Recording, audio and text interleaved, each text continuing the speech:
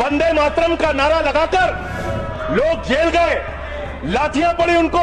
RSS के 4 लोगों का नाम बताओ जो वंदे मातरम नारा लगा के जेल गए, उनका नाम बताओ आप। 4 लोगों का नाम बताओ आप, अपने 4 पुरखों का नाम आप बताओ। आप नहीं बता सकते क्योंकि आजादी के आंदोलन में आपका कोई इतिहास नहीं। कभी आप कहते हो सरदार वल्लभ भाई पटेल आपके हैं। अरे भैया, सरदार वल्लभ भाई पटेल ने आरएसएस के ऊपर बैन लगाया था, ये रिकॉर्डेड हिस्ट्री है। और जब 18 महीने जेल में रखा गया आरएसएस के लोगों को राष्ट्रपिता महात्मा गांधी की हत्या के अपराध में, जब उनको छोड़ा गया, बैन हटाया गया, तो उसमें शर्त लगाई कि आप राष्ट्रीय ध्वज को मानेंगे, यानी कि आप तिरंगे झंडे को भी नहीं मानते थे। आपने 52 साल तक हिंदुस्तान का तिरंगा झंडा आरएसएस के मुख्यालय पे नहीं फहराया सर, नहीं फहराया।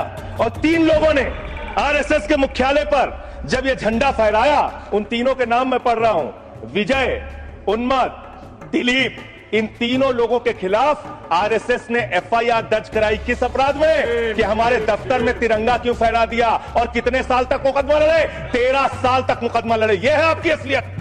आप तिरंगे का विरोध करते हैं, भारत के राष्ट्रीय ध्वज का विरोध करते हैं। जो लोग तिरंगे और राष्ट्रीय ध्वज का विरोध कर सकते हैं वो भारत माता के सच्चे सपूत नहीं है। आप भारत के राष्ट्रगान का विरोध कर रहे हैं। आपके मुख्य पत्र में भारत के राष्ट्रगान का विरोध लिखा गया है। इसके लिए भारत के प्रधानमंत्री को और पूरी की पूरी भारतीय जनता पार्टी को, जो अपने आप को आरएसएस को अपना आदर्श मानती है, पूरे देश से माफी मांगनी चाहिए। आपने तिरंगे का विरोध किया, राष्ट्रगान का विरोध किया, वंदे मातरम आपने लगाया नहीं कभी। कोई आपका व्यक्ति देश की आजादी के आंदोलन में जेल नहीं गया।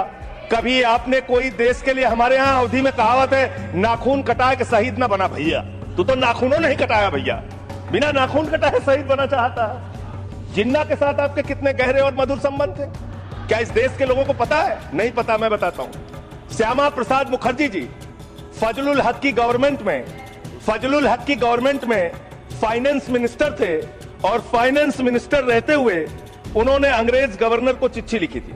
ये चिट्ठी लिखी है। आपने भारत छोड़ो आंदोलन के खिलाफ आपके नेता, जनसंघ के पहले राष्ट्रीय अध्यक्ष और तत्कालीन गवर्नमेंट में जो वित्त मंत्री थे, उन्होंने चिट्ठी लिखी अंग्रेज गवर्नर को और कहा कि भारत छोड़ो आंदोलन, जो हिंदुस्तान के क्रांतिकारियों का आंदोलन था, जो देश की आजादी का आंदोलन था, वो आंदोलन कुचल देना चाहिए, खत्म कर देना चाहिए। ये है रिकॉर्डेड हिस्ट्री आपकी।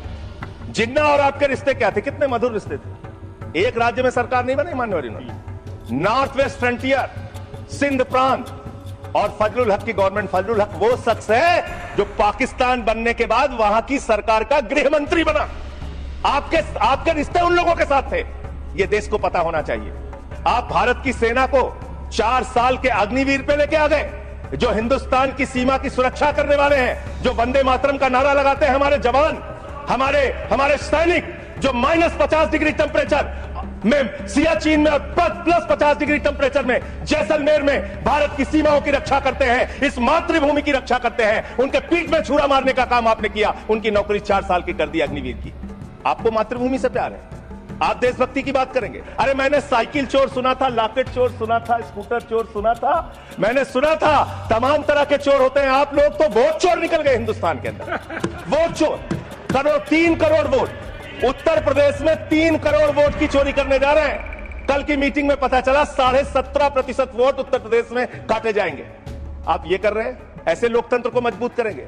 ऐसे आप मातृभूमि की सेवा करेंगे? हमने फिल्मों में सीन देखी है, डाकू लोग आते हैं, जय भवानी जय भवानी जय भवानी कह के, और वो गांव का गांव लूट के चले जाते हैं। जय भवानी कह के गांव का गांव लूट के चले जाते हैं। हम इस देश के अंदर किसी भी सरकार को वंदे मातरम और भारत माता की जय लगाकर देश को लूटने की इजाजत नहीं देंगे।